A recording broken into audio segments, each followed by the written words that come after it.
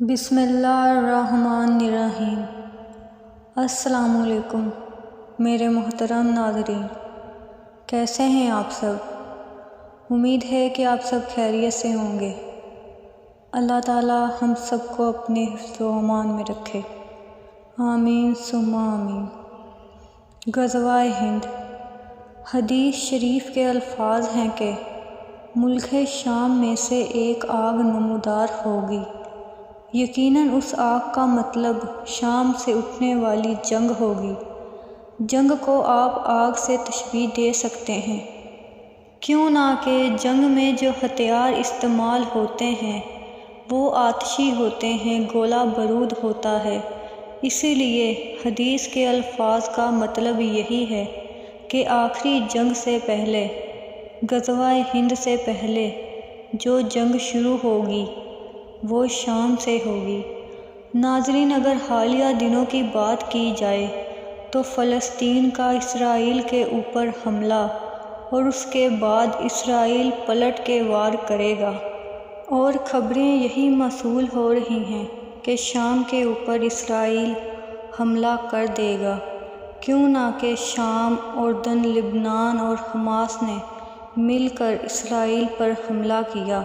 اسی لیے اسرائیل اپنا بدلہ لینے کے لیے فلسطین کے علاوہ وہ ان عرب ممالک پر بھی ضرور حملہ کرے گا جن میں شام بھی شامل ہے۔ اب ملاحظہ کرتے ہیں کہ کیسے شام سے اٹھنے والی یہ جنگ پوری دنیا میں چھا جائے گی اور ایک عالمی جنگ میں تبدیل ہو جائے گی۔ آئیے ملاحظہ کرتے ہیں۔ جو لوگ سید الانبیاء حضور صلی اللہ علیہ وسلم کے علم حدیث میں غوطہ زن ہیں، ان کے نزدیک اب امن نہیں بلکہ ایک طویل خون ریزی اور بہت بڑی جنگ ہماری راہ دیکھ رہی ہے۔ یہ دورہ فتن ہے۔ رسول صلی اللہ علیہ وسلم نے فرمایا، تم پر 4 فتنے آئیں گے۔ پہلے فتنے میں خون ریزی کو حلال سمجھا جائے گا، دوسرے فتنے میں خون اور مالوں کو حلال سمجھا جائے گا، تیسرے فتنے میں خون، مال اور شرمگاہوں کو حلال سمجھا جائے گا، اور چوتھا فتنہ بہرا، اندھا اور سب پر چھا جانے والا ہوگا۔ وہ سمندر کی موجوں کی طرح ٹھاٹھیں مارے گا، حتیٰ کہ لوگوں میں سے کسی کے لیے بھی اس فتنے سے بچنے کا کوئی ٹھکانہ نہ ہوگا۔ آج کی دنیا، آج کے حالات دیکھے جائیں تو فتنوں کا دور ہے۔ لوگوں کے مال اور خون حلال سمجھا جانے لگا ہے، قتل و غارت عام ہو گئی ہے، چوریاں اور ڈکیتیاں عام ہو گئی ہیں، بے حیائی اتنی بڑھ گئی ہے کہ عورتیں اپنا جسم ڈھانکنے کی بجائے ان کی نمائش کرنے میں فخر محسوس کرتی ہیں۔ اور اگر باقی ہے تو چوتھا فتنہ کہ یعنی دجال، یہ فتنہ شام میں پھرے گا اور عراق کو ڈھانپ لے گا اور جزیرہ عرب کو اپنے پاؤں اور ہاتھوں کی مدد سے روند دے گا۔ یہ ہے وہ ترتیب جو ہمارے آقا صلی اللہ علیہ وسلم نے دور فتن کے بارے میں بتائی۔ اس دور فتن کے آخر میں ایک بہت بڑی جنگ ہے جس میں حق کی فتح اور اسلام کا غلبہ ہے، یعنی غزوہ ہند۔ حضرت ابراہیم کی نسل میں سے 3 مذاہب نے جنم لیا، جس میں یہودیت، عیسائیت اور اسلام ہے۔ ان تینوں مذاہب کے لوگ جنگ پر یقین رکھتے ہیں، لیکن بحیثیت قوم اس پر پختہ یقین صرف اور صرف یہودیوں کا ہے، اور انہوں نے اجتماعی طور پر پختہ یقین رکھنے کے ساتھ اس کے لیے ہجرت بھی کی۔ ذرا چند لمحوں کے لیے آپ تصور کیجئے کہ آپ یورپ یا امریکہ میں بڑے شہر میں آباد ہیں اور آپ کا وہاں وسیع کاروبار ہے، آپ کا وہاں بہت بڑا گھر ہے جس میں آپ کئی دہائیوں سے امن، سکون اور عیش و عشرت کے ساتھ رہ رہے ہیں۔ آپ یا آپ کی گزشتہ کم از کم 6-7 نسلوں کا یروشلم سے گزر نہیں ہوا۔ آپ یا آپ کی جذباتی وابستگی اس شہر، اس کے گرد و نواح کے ساتھ نہ ہو۔ آپ کی قوم پر گزشتہ 2000 سالوں سے افتدا ضرور ٹوٹی ہے، آپ کو پوری دنیا میں شدید نفرت کا سامنا رہا ہے، مگر اب تو حالات بدل چکے ہیں۔ اب تو معاشی، سیاسی، بینکاری اور میڈیا تک کی قوتیں آپ کے ہاتھوں میں ہیں۔ آپ کا دنیا بھر کے فیصلہ کرنے والے مراکز پر قبضہ ہے۔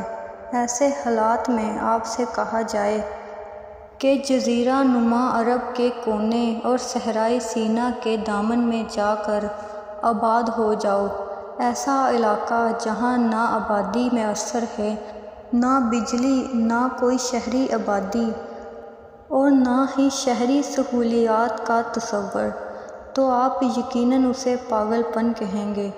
لیکن یہودی 1920 سے آہستہ آہستہ اپنا گھر کاروبار چھوڑ کر یہاں پر آنا شروع ہوئے ہیں۔ افعا اور طلبی جیسے شہری علاقوں میں جہاں چاروں جانب ریت اور ارد گرد آباد دشمن، جنگ عظیم 2 ماہ یہودیوں پر شدید ظلم و ستم ہوا، لیکن وہ ڈٹے رہے اور اتحادی افواج کی فتح کے بعد وہ ان ملکوں میں مستقیم ہو گئے۔ ہونا تو یہ چاہیے تھا کہ وہ ان ملکوں میں رہ کر اقتدار کے مزے لوٹ دے، لیکن وہ یروشلم کے آس پاس آ گئے۔ انہوں نے ایک خود مختار ریاست بنائی، اسے مذہبی ریاست رکھا اور تورات کو اس کا آئین قرار دیا۔ ریاست بنتے ہی پہلی عرب اسرائیل جنگ ہوئی، لیکن کسی یہودی میں بھی عدم تحفظ کا احساس پیدا نہ ہوا۔ کوئی اسرائیل چھوڑ کر نہ بھاگا، بلکہ آج دن تک امریکہ، یورپ کے خوشحال یہودیوں کا وہاں آ کر آباد ہونے کا سلسلہ جاری ہے۔ یہ سب یہاں کاروبار کرنے، شہر آباد کرنے یا کسی پرفضا مقام پر زندگی گزارنے کے لیے جمع نہیں ہو رہے، یہ ایک بہت بڑی عالمی جنگ کے لیے جمع ہو رہے ہیں، جس کے بعد انہیں یقین ہے کہ ان کی ایک ایسی حکومت قائم ہوگی جو پوری دنیا پر حکمران ہوگی، جس کا ہیڈ کوارٹر یروشلم ہوگا۔ یہاں ان کا مسیح آئے گا، یعنی ایک آنکھ والا۔ ہیکل سلیمانی تعمیر ہوگا اور وہ اپنا عروج دیکھیں گے۔ تمام مسلم امہ میں سے 10% لوگوں کو بھی اس بات کا ادراک نہیں ہے کہ وہ سب ہم سے لڑنے کے لیے جمع ہوئے ہیں، یا ہمارے محراب منبر سید الانبیاء صلی اللہ علیہ وسلم کی بیان کردہ وہ حدیث جو متفق علیہ ہے بیان ہوتی ہے۔ آپ صلی اللہ علیہ وسلم نے فرمایا، قیامت اس وقت تک قائم نہیں ہوگی یہاں تک کہ تم یہودیوں سے جنگ کرو گے، یہاں تک کہ وہ پتھر جس کے پیچھے یہودی ہوگا کہے گا، اے مسلم، یہ دیکھو ایک یہودی میرے پیچھے چھپا ہوا ہے۔ بخاری شریف کی ایک حدیث ہے۔ ایسی ہی ایک حدیث مسلم شریف میں بھی درج ہے، جس میں ایک اضافہ ہوا ہے، یہودی پتھر یا درخت کے پیچھے چھپے ہوں گے تو درخت یا پتھر بولے گا، اے مسلمان، اے اللہ کے بندے، یہ یہودی میرے پیچھے ہے۔ یہ ہے وہ عالمی جنگ جس کی تیاریاں دوسری جانب سے مکمل ہیں، لیکن اس جنگ سے پہلے مسلم امہ ایک بہت برے دور فتن سے گزرے گی۔ یہ وہی فتنے ہیں جو اندھے، گونگے اور بہرے ہیں۔ یہ فتنے 400 ہیں اور اس وقت ہر ملک میں پھیلے ہوئے ہیں۔ جیسے کہ میں نے عرض کی کہ آج کل خون ریزی عام ہے، قتل و غارت عام ہے، ڈکیتیاں عام ہیں، چوریاں، لوٹ مار کا بازار گرم ہے، شرم و حیا کی کوئی تمیز نہیں۔ یقیناً حضور پاک صلی اللہ علیہ وسلم کی حدیث کا باغور جائزہ کیا جائے تو 3 فتنے مکمل ہو چکے ہیں اور 4تھا باقی ہے، اور وہ بھی عنقریب پورا ہونے والا ہے، کیوں نہ کہ اس کے لیے یہودیوں نے اپنے تمام تر انتظامات مکمل کر لیے ہیں۔ اب یقیناً شام سے اٹھنے والی جنگ ہی وہ آگ ہے جس کے بارے میں حضور صلی اللہ علیہ وسلم نے فرمایا تھا کہ شام سے ایک آگ نمودار ہوگی جو پوری دنیا پر چھا جائے گی۔ تو میرے محترم ناظرین، انتظار فرمائیں۔ امید ہے کہ آج کی ویڈیو آپ کو اچھی لگی ہوگی۔ اگر اچھی لگی ہے تو میرے چینل کو سبسکرائب کر دیں اور گھنٹی کے بٹن کو بھی دبا دیں تاکہ میری تمام آنے والی ویڈیوز کا نوٹیفیکیشن آپ کو ملتا رہے۔ اوکے، اللہ حافظ۔